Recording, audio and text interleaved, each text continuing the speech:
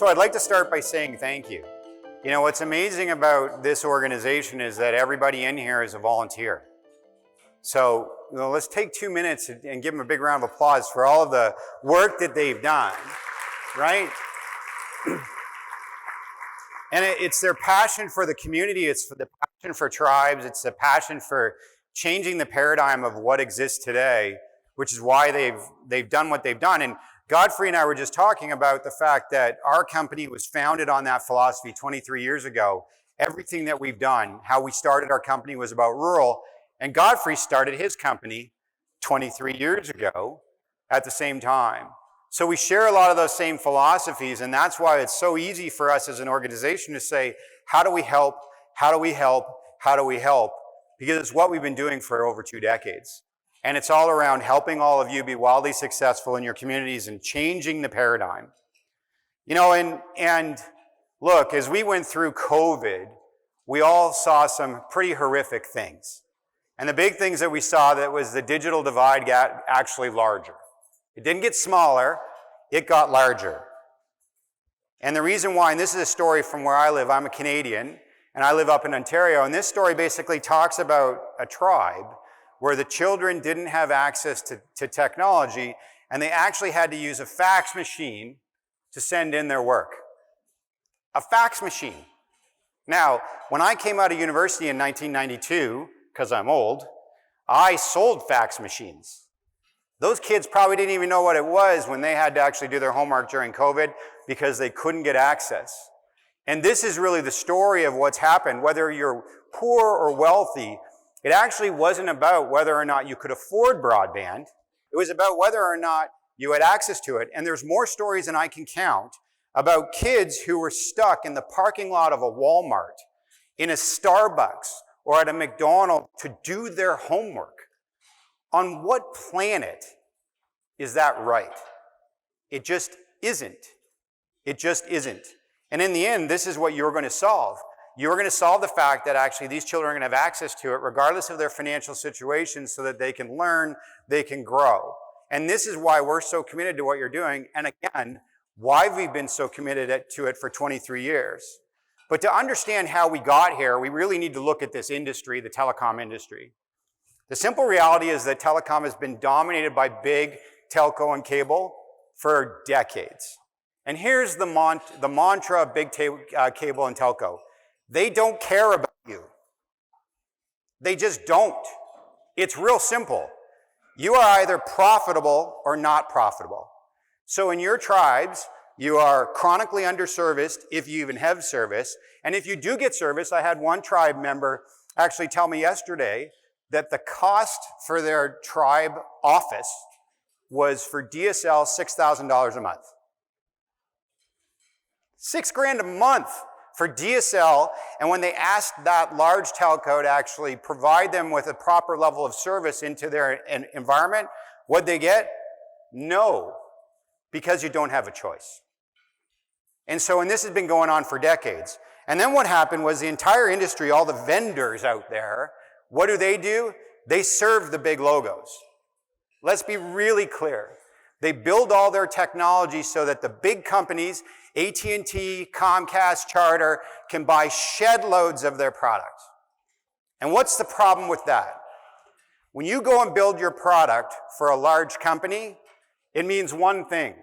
It doesn't scale down, and someone who has 1,000 subscribers or 1,000 members or 2,000 members in your tribe, it isn't going to work. So when you go to set up a broadband company, here is your paradigm. And I hear this every single time when I talk to electric utilities. In the United States, there's over 900 not-for-profit cooperative electric utilities some of them are getting into broadband, and this is their life. They take all of this complex technology that's been built for the big companies, and they open up a bidding process, and 15 vendors come in. And they say, well, to build a broadband network, you got to have 5 different boxes. You have to have a B&G, PE, blah, blah, blah, 5 different boxes. Then you got to cobble them together, so you better get an IT organization. Then you better put some middleware in the middle of it to make sure that it all works together. Then you have to buy something for a Wi-Fi system for the prem that goes in the home. Then you have to buy a Wi-Fi system that goes into small and medium business. So, and then, by the way, you better buy an ICT company because they actually are going to take enterprise solutions, and what they're going to do is with those enterprise solutions, they're going to take those and they're going to sell that. Oh, and by the way, you also have to go buy a cloud software to run your call center. You got to figure out, what are you going to do for marketing? Am I going to go do Facebook, HubSpot, Salesforce? What's the different technology? And then I have to hire the people to try and make it work. And they go, oh, how is it possible that I'm ever going to be successful when I know that my tribe or my community has all of 5,000 homes? How am I going to cobble all that stuff together? Complexity in the end is the dominated view to the world that vendors have created in this and created this paradigm. That's the world that we were living in, that it's all built for the big companies. But there's a big shift going on. And that big shift started about 10 years ago, and it was all about clouds and software platforms. And we saw this if you look at Salesforce and the evolution of that company, what Salesforce first did is that they ushered in this whole new view to the world, which is build your cloud for small companies and scale up. Because if you try to scale technology down, it never works. But if you build it for the small and scale it up, it works. And what we saw was this mass democratization of the access to technology. So regardless of the size of your company, you can now have access to the technology that's better than anything that's ever been built by the big companies. And this is this massive power shift that's going on in this industry, which is you are now starting to be enabled where you can actually go at a faster pace than anyone else in the market. And in fact, what you're going to see over the coming years is that the big companies are going to be significantly disadvantaged because they have all of this technology, like I talked about, BNGs and all the different things that they have in place that they've cobbled together. Good luck, it's a Gordian knot. They can't make it go fast. And so as this happens, the power of the cloud and the software, you have a huge opportunity. And on top of that, everyone's talking about broadband funding, but let's be really clear. You know, I've heard the term sharks circling the tribes many times yesterday when I met a whole bunch of people, right? Let's be really clear what you're doing with regards to broadband funding. This is not new. This is not new. The only thing that's new is there's a whole bunch of people who are jumping in trying to grab the money. We've been here 23 years. We built our company on rural America. From the start, we have over 2,000 rural customers who we built the company on. It's not Reconnect 1. What is it? Reconnect 3? Reconnect 1, 2, 3, 4, right? This has been going on for decades. So 23 years, we built the company on it. The other thing, all of you are tribes, a majority of you are not-for-profit. 42% of our customers are not-for-profit. It is a different mindset in a not-for-profit. But to be really clear, if anyone comes to you and says, hey, congratulations, you got some money, I'm going to come up and let's start talking, you have to ask, how long have they been here? And are they in here for the long haul, or are they here to grab it and run?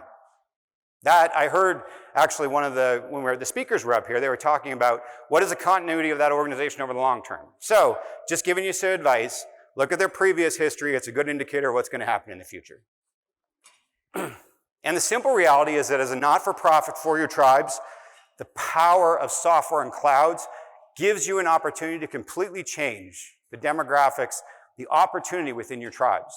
Here are two not-for-profit examples. One, our investments will transform generations. We built our broadband network because big telco and cable would not. In fact, the individual who said this, he said he asked them to come into his area for 5 years, and they refused. And you know what he did because of this? Again, a not-for-profit cooperative, $200 million of incremental economic return to their small town over the last 10 years. $200 million. That's the power if you do this right and the opportunity ahead for you to be successful. The one below it, fiber's not a business. That's the other thing. Everyone's going to come say build fiber. Fiber is not a business. You've heard a lot of people talk about operational, how important it is to operate your fiber network. It's actually not just about fiber. It's actually about upsell, cross-sell, lack of complexity. How do you simplify things? And how do you be profitable? I found the auditor's notes fascinating with regards to long-term profitability of broadband networks. You need to be thinking about how you're profitable, because if you're profitable, what you can do is continue to invest in your community. Not unlike this building. What does this building represent? It represents opportunity and profit going into the community to support them. And there's one customer who I worked with really closely, and I spent a lot of time with CEOs. He basically said, our fiber ROI plan that we built and the broadband network that we put on top of it, because of the simplicity of operations and all of the incremental services we're selling to our subscribers, it's allowed us to bring up our capital plan ahead 10 years, and we're now running 2-mile fibers out to single farms. And he goes, anyone else, if you go and talk to someone who's in private equity or a public fund who tries to run a 2-mile single fiber out to a farm, the return on investment on that is 32 years.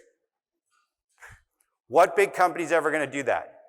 The only people that are actually going to recognize that, you know what, that farm's going to be there in 32 years, so I'm going to go make the right investment over the long term, is you, as not-for-profit, tribal organizations who care about the long term. It's not about this generation, it's not about the next generation, it's about multiple generations and how you drive success for the long term, and that's what profitability does. And so, if you think about our company, and look, like I said, we've been doing this for 23 years. We're not new to this. This is what we've done. Gila River, who we're currently in, they became a Calix customer. They're one of the very first, I think, companies that became a broadband provider, right, in 2006. They've been with us for a real long time. And our mission is to help even the smallest broadband service provider simplify their business so that you can actually get up and running really quickly. And I've heard from lots of you around how scared you are of the complexity. You have every right to be worried about it because the amount of complexity that the legacy world wants to put on you is scary. We help them excite their subscribers so your members and your tribe members are really happy to grow your value so you can change your community for generations. And how are we doing that? Well, like I said, we've been here for 23 years. And over those 23 years, actually over the last 12 years, we've invested $1.2 billion into a software and cloud platform that is unique in the industry. Nobody has ever made this investment. No one ever will. No private or public company can do this. And what you see here is in 2021, you see a massive elbow. Because if you've ever been in platform companies, and by the way, my history as an individual, I joined the company 7 years ago. I ran a $3.5 billion business at Salesforce.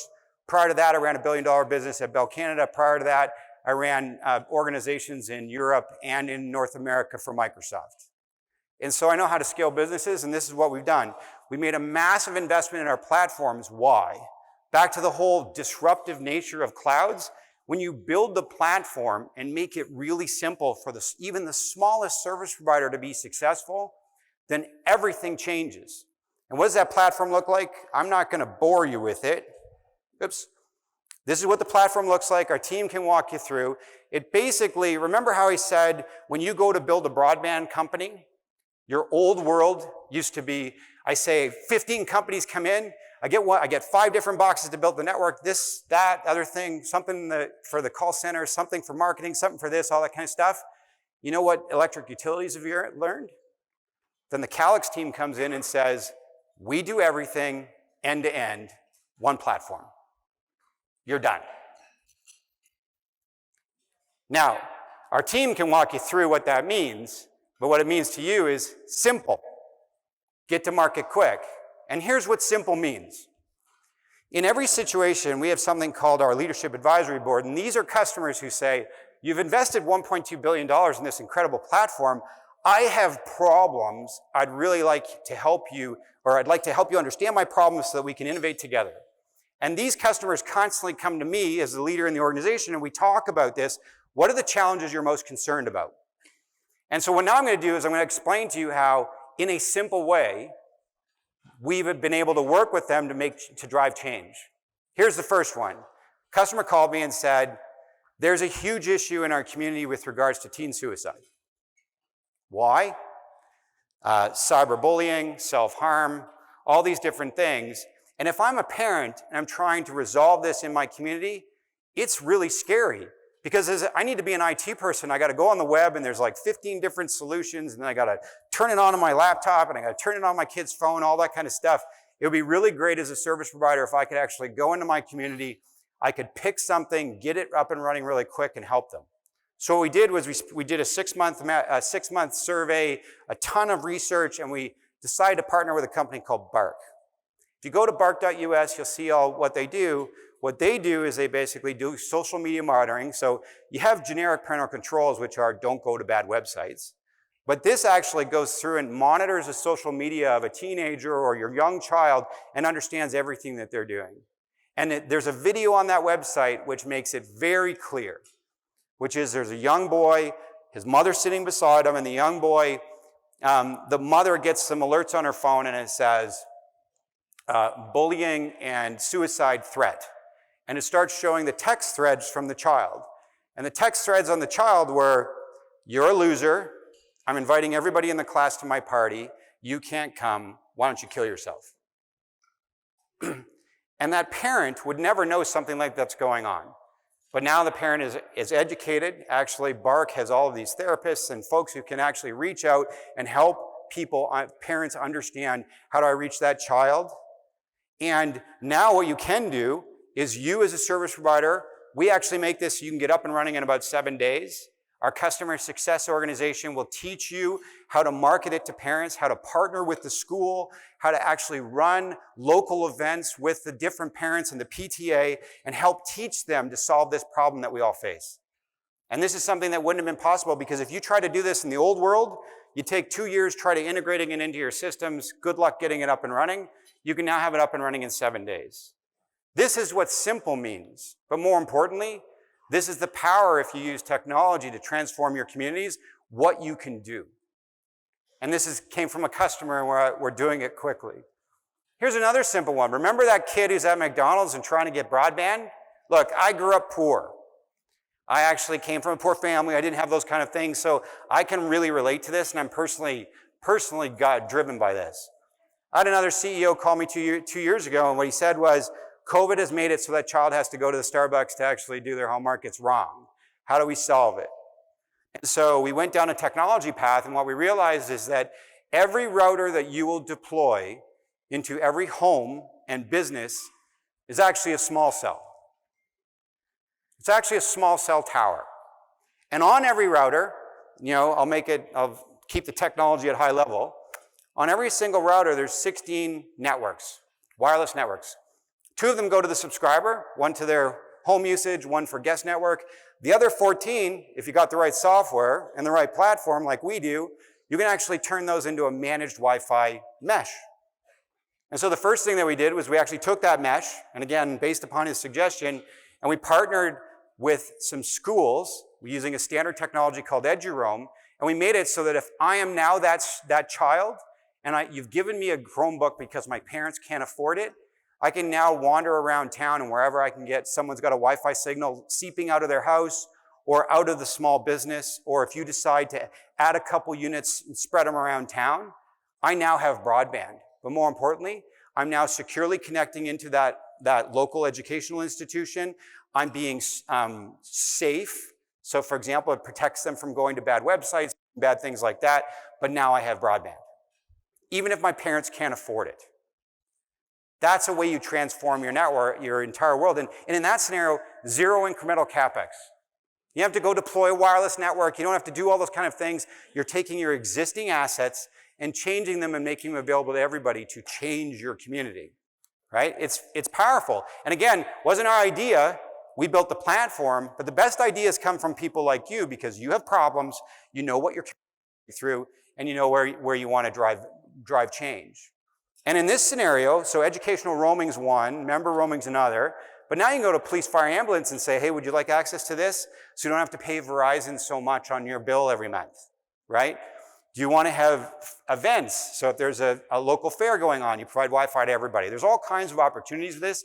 The key thing is software and clouds make it really simple. And for you as a business, 0 incremental work. No capital, no change to your operating procedure in your call center. It just works. Simple is also around solving for small and medium business. As I said, the paradigm is everyone's trying to take enterprise technology and scale it down. Never works. And no bigger place is this seen than in small and medium for wireless and things like that. So if you look at what's going on, every company out there, every broadband provider, they're actually buying technology companies, they're buying ICT companies because they take these enterprise solutions like Ruckus and Ubiquity and all these other things, and they jam them down to the baker. So I'm a baker, and what you do is I get up at 4 in the morning. I don't know why anyone wants to be a baker 4 in the morning. It's awful, right? But I love baking. So I get up at 4 in the morning. It's me and my 3 employees. I bake my bread, and then what I have to do is I have to go admin my Wi-Fi network and my security and my cyber and all these other things. It's horrific. So I get angry, and I call my broadband provider who sold me this stuff, and I say, why don't you come and fix it? So not only is it a low-margin business, it doesn't work very well.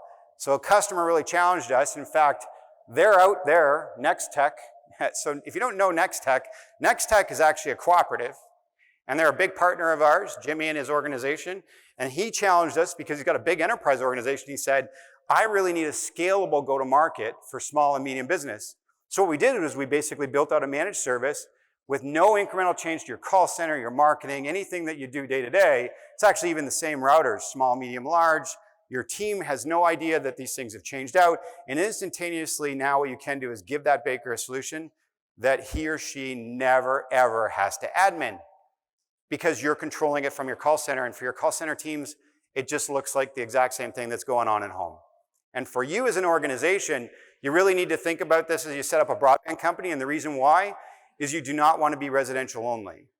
You need a diversified revenue stream, and you want to help small businesses because small businesses are the lifeblood of every community.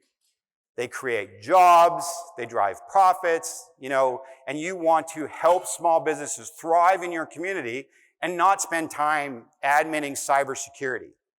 You want to make it so that they can just start up their business, make lots of profit, and hire lots of people in your tribe. So that's the next one. And simple means green. Remember what I said with regards to how you have to buy all those boxes to set up a network? Well, with what we've done, you actually get a single system, virtualized all the functions.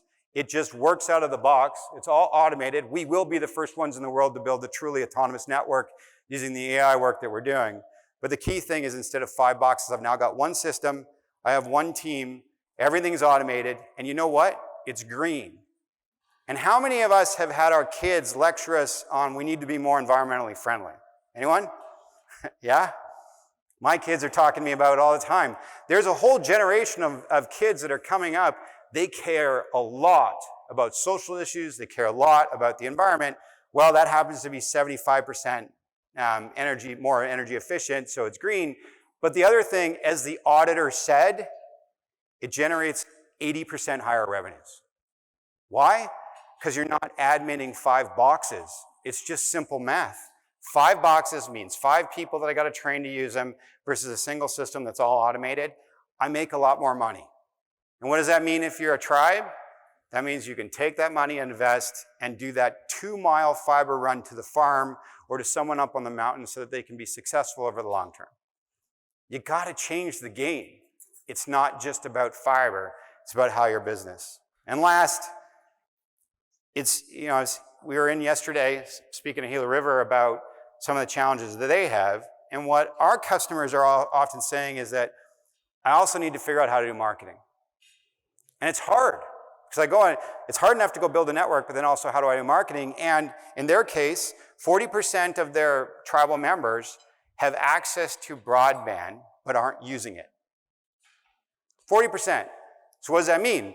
Well, that means then there's a bunch of families whose kids could have access to broadband to do education, that they could, work from home opportunities, all these different things, right? And so we're going to partner with them. We have something called the Marketing Academy, and we've rolled it out for Tribal, and we build very specific content for you as a broadband provider, so you don't actually have to run a marketing organization. Marketing Cloud gives you behavioral analytics to run your business, but then all of this content with one click, you can put your brand on it, you put your colors on it, and you have a whole campaign to take to market. And it's really important that you learn how to market well, because as Claudia mentioned, in her tribe, they made a huge push. When they first started, 1,100 of their 1,800 members actually used the service. To get the other 700 members to join, they had to educate them.